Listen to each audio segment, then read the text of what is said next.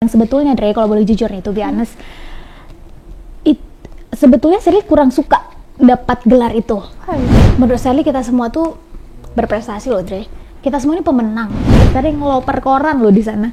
Padahal kalau ditanya, ternyata salah satu masalah, sebutlah misalnya saat itu di bangsa kita adalah edukasi.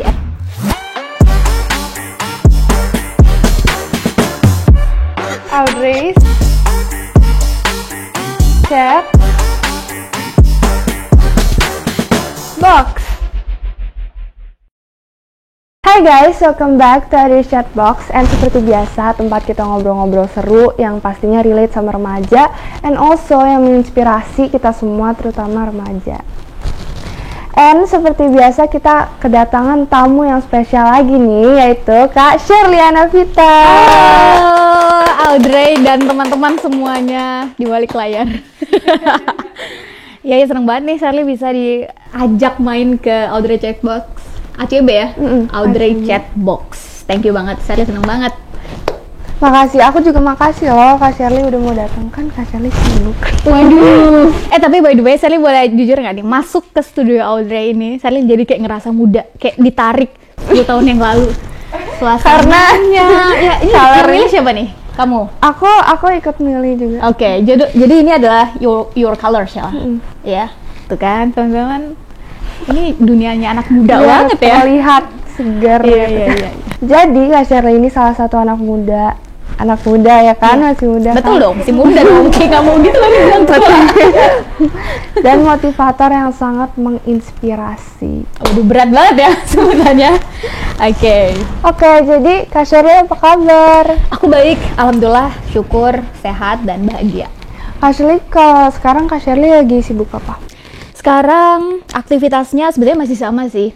Ngajar, Sherly dosen juga, belajar mengajar juga di salah satu universitas di Jakarta, balik ke alma mater dulu. Tapi karena sekarang bentuknya, kita kan online lah, online ya. Audrey juga kan belajarnya online ya. Jadi semuanya online. Seminar juga kebanyakannya online. Terus sekarang lagi nyelesain buku pertama, Dre, doain ya. Wow. Semoga bisa segera selesai. Lagi belajar bisnis juga sama kayak Audrey sebagai a part of content creator. Jadi ya diskusi lah sama teman-teman. Ini kira-kira mau bikin konten apa, video apa, gitu kurang lebih. Bukunya tentang apa tuh? Boleh dong dikasih Waduh, spoiler dikit ya. Intinya adalah perjalanan, lebih ke perjalanan Sherly sih. Karena banyak kan yang nanya nih, Sherly ceritain dong kamu kayak gimana. Jadi daripada Sherly jawab terus, mending ya udah Sherly bikinin buku. Terus lebih ke apa yang Sherly pelajari, kurang lebihnya sama motivasi kali ya. Lebih ke 3 hal itu. Semoga sukses bukunya. Amin. Doain ya teman-teman semua dan Audrey. Oke, and aku kan Kak Sherly ini udah terkenal ya. Pokoknya udah dikenal banyak orang, apalagi dengan prestasi Kak Sherly yang segudang, pokoknya banyak banget deh.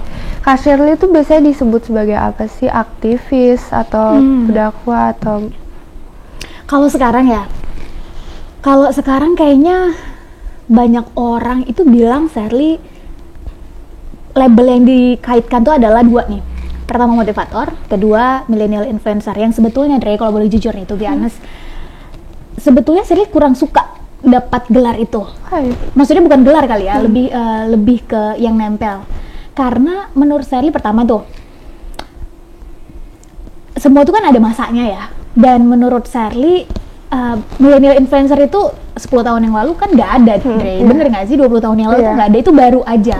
Cuma karena mungkin dianggap konten-konten atau mungkin karya-karyanya cukup diapresiasi dan bersambut gitu. Jadi memberikan cukup influence, akhirnya dapatlah itu. Saya lebih senang dikenal sebagai digital creator karena that is what I'm doing kayak gitu.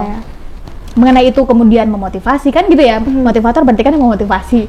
Millennial influencer kan yang dianggap menginfluence. Itu ya saya pikir cuma apa sih yang disematkan, tapi lebih ke apa sih karya kita.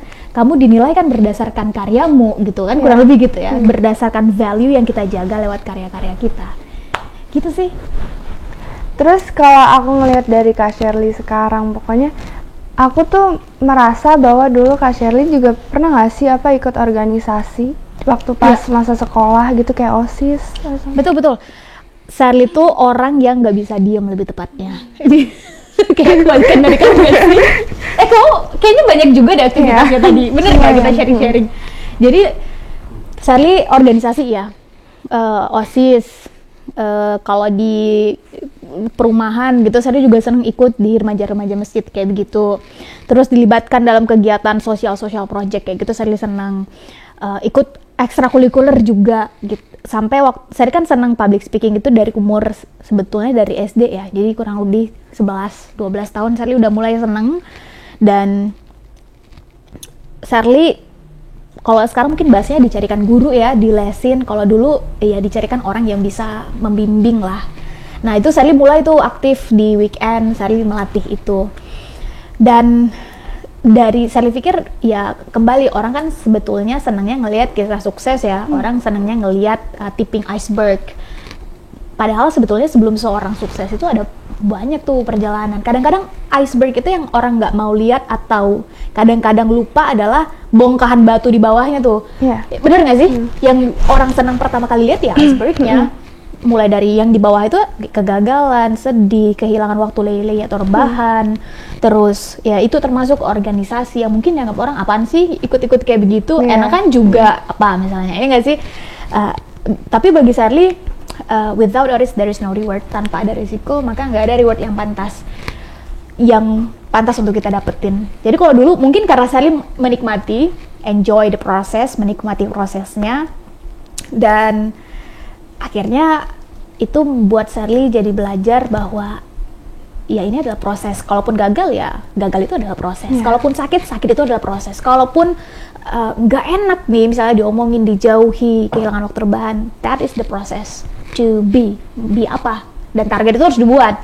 Karena menurut Sally masa depan dan perubahan itu didesain. Kalau bukan kita yang mendesain masa depan kita, ya jangan salahin ketika ada orang-orang di sekitar kita yang mendesainkan masa depan kita. Aku speechless. Lagian juga kan kalau misalnya kita berani ikut-ikut kayak organisasi segala macam gitu kan, ya kalau akan tadi kayak Kak Shirley bilang ada yang apa sih lebih milih rebahan ya kan, padahal kan kalau kita mau berani ngambil resiko atau keputusan kayak gitu itu kan hasilnya nanti buat masa depan kita ya. Kayak nge-prepare gitu nggak sih? Kita cicil pelan-pelan dari sekarang, sedikit-sedikit ya. Kalau 10 kali gagal kita cicil dong. Gagal sekali berarti tinggal 9, gagal lagi berarti tinggal 8, gagal lagi tinggal 7, dan gagal lagi tinggal 6. juga kan? Betul banget. Sally sepakat. Keren Adre. Kan Kak Shirley udah juga beberapa kali udah sering banget ikut ajang perlombaan kan. Beberapa kali juga udah pernah juara 1. Itu apa sih sebenarnya yang memotivasi Kak Shirley buat mau ikut kayak lomba gitu-gitu? Mau ikut perlombaan ya? Ada 2 sih Dre. Ada yang dari internal Sally pengen ikut. Kamu tahu nggak? Jadi perlombaan pertama Sally tuh sebenarnya Sally nggak menang loh. Apa? Coba tebak umur berapa Sally pertama kali pengen ikut lomba? Umur belasan ya? No way. Umur 7 tahun. 7 tahun. Berarti itu SD kan ya? Jadi Sally pengen banget ikut lomba nyanyi dengan suara yang pas-pasan.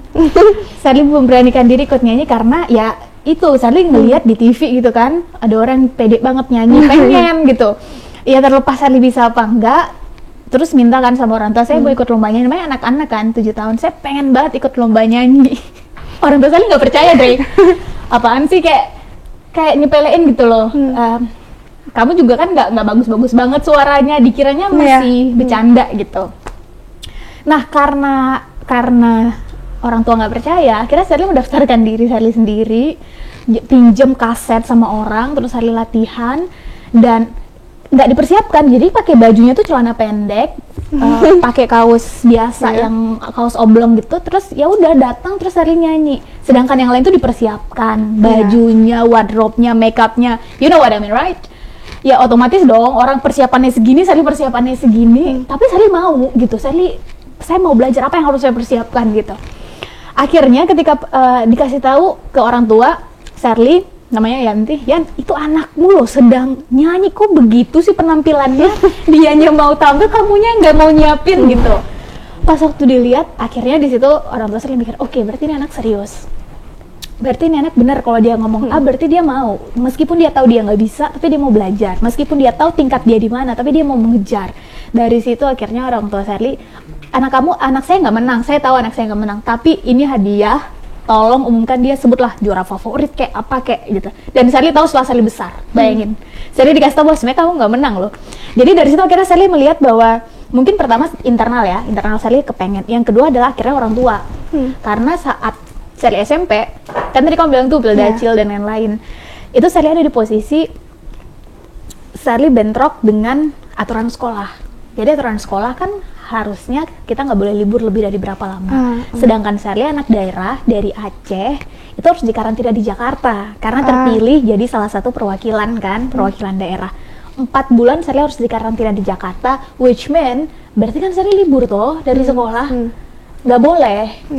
Harus pilihannya tinggal kelas atau ngulang, atau berangkat ke Jakarta ngulang, atau tinggalkan itu karena itu bukan bagian dari academic things.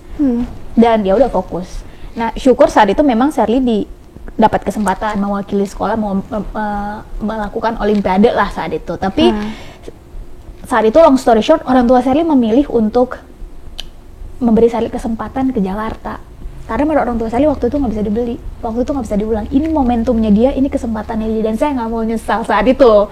Akhirnya ya udah diambil resikonya. Kalaupun memang anak saya dikeluarkan, oke, kami akan cari nanti kayak gitu. Jadi menurut Sherly orang tua juga punya peran penting untuk mendukung Sherly berani untuk mencoba keluar dari zona nyaman. Jadi Sherly pikir tuh dua. Makanya mungkin dalam hal ini ya, mungkin kesempatannya kali ini di podcastnya Audrey, Sherly pengen bilang ke Audrey dan ke teman-teman semua, teman-teman yang punya orang tua yang supportive, that is privilege. Itu privilege karena yang jarang bener juga kan? Ya? Bener nggak? Syukuri teman-teman dan maksimalkan, karena nggak semua anak punya privilege itu. Lingkungan sampai umur 10 sampai 14 tahun, menurut jurnal psikologi ini sering belajar lagi, ternyata seorang anak itu ditentukan dari pola seorang tua.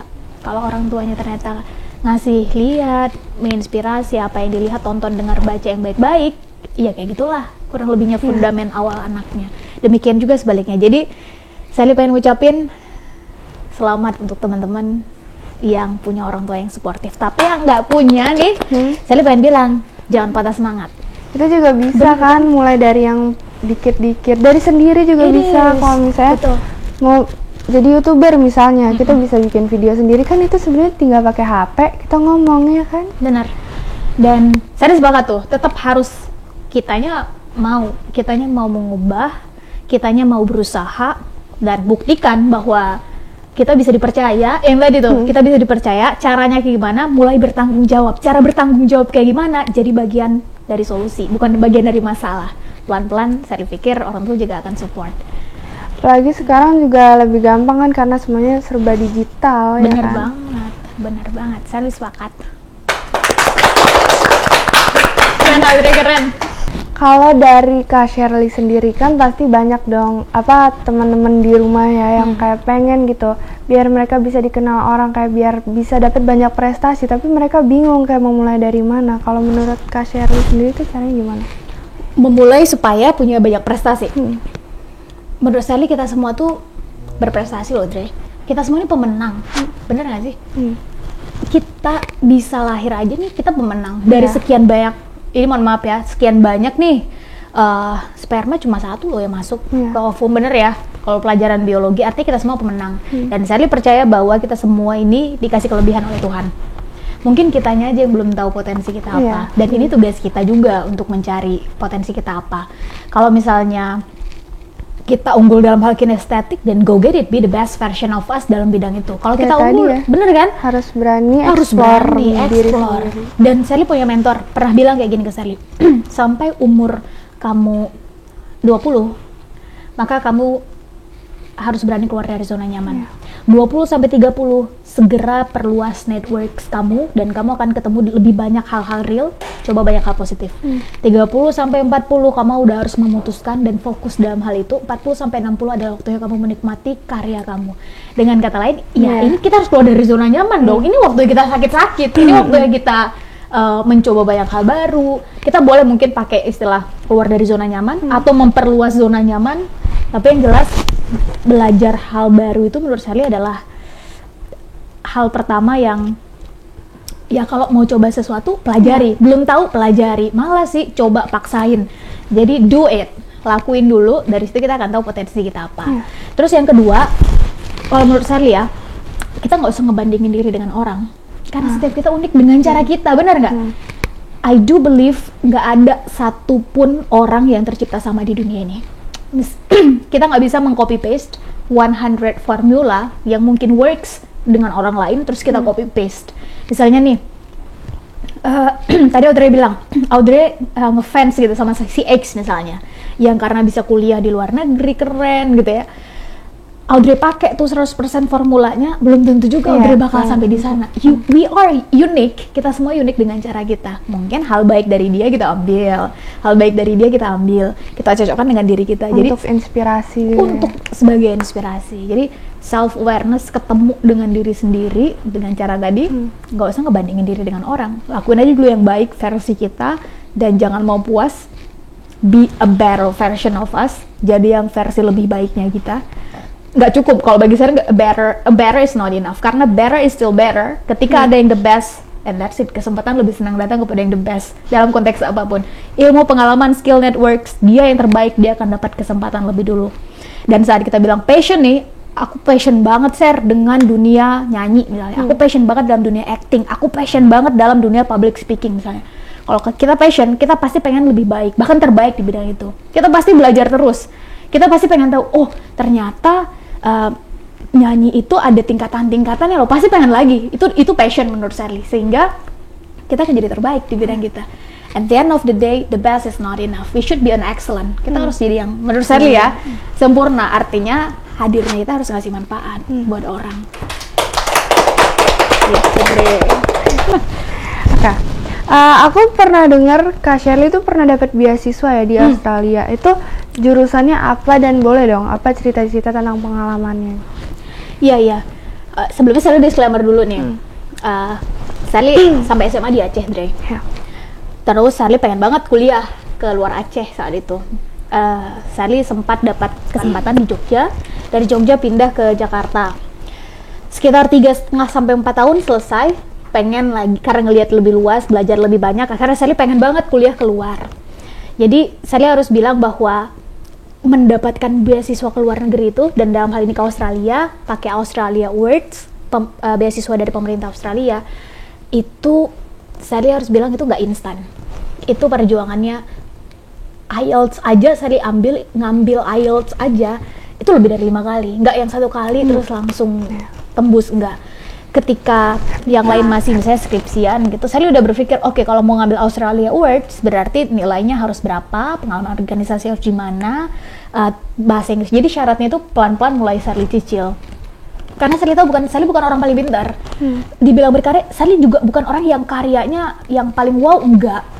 Dibilang Sherly punya link, Sherly juga nggak punya link. Jadi harus ada sesuatu yang ditawarkan toh. Setidaknya Sherly mempersiapkan lebih cepat. That's it.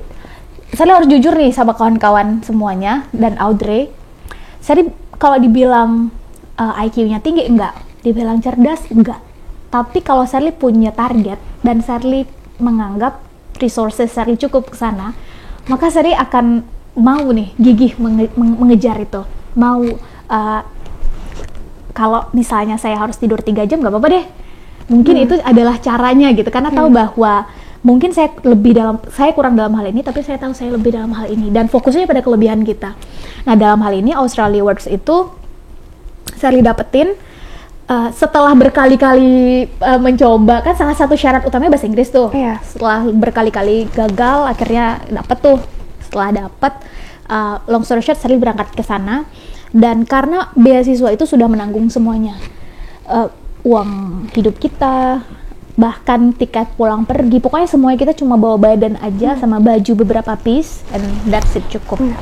Tapi menurut Sherly nggak mau jadi rata-rata. Back to yang tadi ya, karena misalnya orang lain ngerjain 10 menit, maka gimana caranya ini bisa 5 menit? Apa nilai tambah added value yang bisa kita berikan? Waktu di sana kan nggak lama tuh, 2 tahun lah paling lama. Maka saat itu Sherly juga ambil kerjaan sampingan di sana. Sherly belajar ngajar, Sherly menjadi children supervisor di salah satu sekolah SD. Sherly ngeloper koran loh di sana. Padahal kalau ditanya apakah kamu butuh sama uang itu? Well, butuh nggak butuh itu urusan nomor 2 ya. Tapi menurut Sally pengalamannya itu yang itu nggak akan Sally lupain. Kalau back to Indonesia, ya Sally juga nggak akan ngeloper koran juga, karena beda ya loper koran di sini sama loper koran di sana tuh naik mobil. Dan pagi-pagi Sally bangun jam 3 pagi, Sally belajar. Di saat itu kan Sally harus ini dulu tuh dari sekian yang lamar, kenapa kami harus milih kamu kan gitu tuh. Dengan kondisi SIM internasional juga belum ada saat itu, Sally belajar. Pertama kali dicoba sama atasan Sally, dibilang ini rute harus selesai dalam waktu 1,5 jam. Tahu nggak Sally berapa jam ngabisin? 6 jam. Bayangin. Jadi marah dong atasan Sally. Harusnya koran itu udah ada di depan pintu jam 5:30. Ini jam 9 baru diterima. Kan langsung komplain dong klien. Loh, ini koran saya kok belum nyampe, saya jam 7 udah harus berangkat kerja kan gitu. Akhirnya Sally telepon, kamu di mana sekarang? Saya masih nyari alamat kan gitu. Tapi Sally pikir itu adalah tentang habit, mindset. Gimana kalau kita nganggap itu terlalu besar, maka servo kita ada oke, saya terlalu jauh untuk itu. Tapi kalau kita ngelihat servonya, kita atur bahwa oke, ini hanya tentang pembiasaan. Jadi pulang kuliah Sally coba puterin sekali lagi sampai hafal, dan akhirnya dalam waktu 3 hari Sally bisa tuh sesuai dengan yang atasan minta. Kalau menurut Kak Shirley, sejak kapan kita harus prepare buat kayak something like beasiswa gitu? As soon as possible, secepat yang kita bisa. Sooner better.